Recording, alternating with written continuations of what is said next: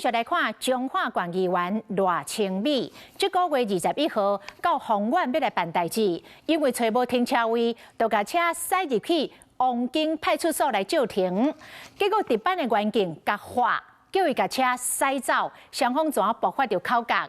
议员痛骂这个员警的态度真歹，但是民众质疑，敢讲民意代表都有特权。对啊，都是未显示号吗？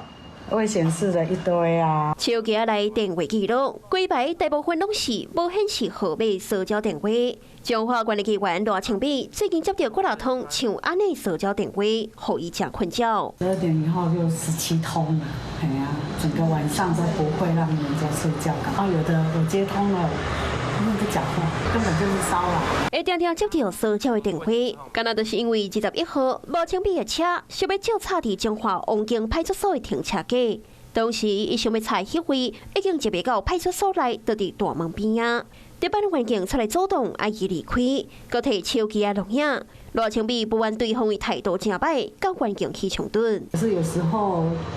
像我们自己临时停个车也没下车，那种态度真的让人家没办法受得了。赖清美交代要求不满员警处理的态度，也个网友无安尼认为。网红 Trip 伫面车顶悬骂讲，有听过照便所的，毋捌听过照车位的。普通人若看到警备车位都唔敢插，也毋甲赖清美说直接讲插入去派出所。民代表吼，啊，甲民众也在同边，民吼有特权。听讲分局长知影这件代志了后，佮卡互赖清美回释咧。一般民众如果有洽公的需求，或是有紧急的事件，跟我们值班同仁告知一下，我们都会让他。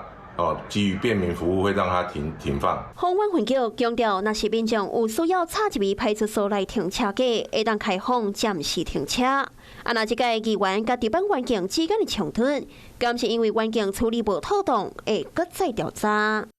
Hello， 我是林明瑞。想要抢先掌握最及时的新闻资讯吗？赶快订阅、按赞、开启小铃铛，锁定我们华视新闻的 YouTube 频道。